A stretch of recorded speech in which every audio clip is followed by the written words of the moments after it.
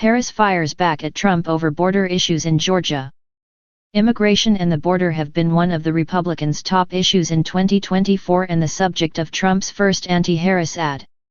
Atlanta Vice President Kamala Harris, facing a new wave of GOP attack ads aiming to define her early in her campaign, fired back on immigration and border security before an enthusiastic crowd of thousands in an overcapacity arena Tuesday night.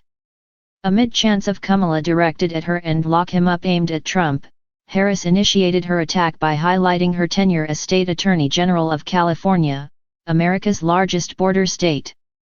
"In that role, I walked through underground tunnels between the United States and Mexico alongside law enforcement officers," Harris said. "I targeted transnational gangs, drug cartels, and human traffickers who entered our country illegally.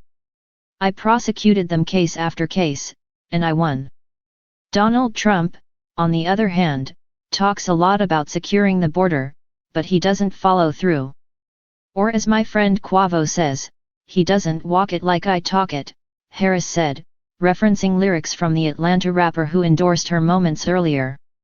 Harris's remarks marked her most pointed attempt yet to counter Republican claims that she lacks the determination and experience to secure the border, that she failed to do so during her first term, and that she would again be ineffective on the issue if re-elected. "This is America's border czar and she's failed us. Under Harris, over 10 million are illegally here," states the new Trump ad about Harris. The narrator concludes by saying, "Kamala Harris failed, weak, dangerously liberal." Immigration and the border have been among Trump's strongest issues throughout the 2024 election so far.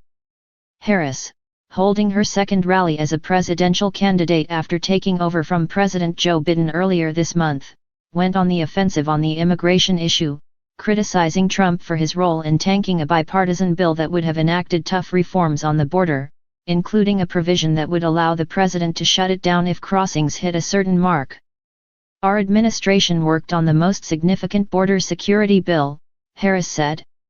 "It was all set to pass, but at the last minute, Trump directed his allies in the Senate to vote it down. He tanked the bipartisan deal because he thought it would help him win an election," she said to Applause before concluding, "Donald Trump does not care about border security. He only cares about himself."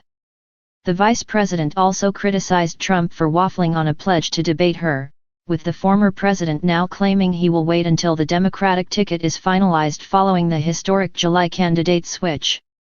"Well, Donald, I do hope you'll reconsider meeting me on the debate stage," Harris said, mocking her November opponent. "Because as the saying goes, if you've got something to say." Harris was encouraged by a crowd that enthusiastically received her words, including her denouncement of Trump and Vance as plain weird. She didn't spend much time urging voters to go to the polls this November, mostly because she didn't need to. The nearly 10,000 attendees in Atlanta, marking the campaign's biggest crowd yet, were well aware of the task expected of them this November. The crowd was energized by a collection of Atlanta dance classics, including Soulja Boy's Crank That and Usher's Yet, as well as a performance from Grammy-winning artist Megan Thee Stallion. Following this, some of Georgia's most prominent Democrats encouraged the crowd to replicate the record turnout that sent Biden to the White House and flipped the Senate in 2020.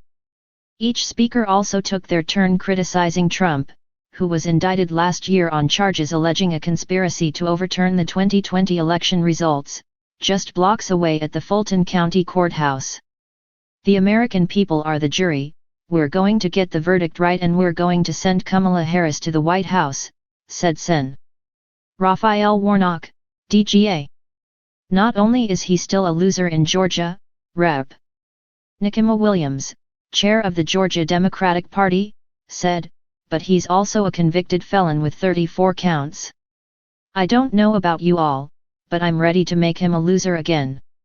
Kamala Harris has shown she's ready to take on the case against Donald Trump, said Atlanta Mayor Andre Dickens. Who better to confront a convicted felon than a prosecutor?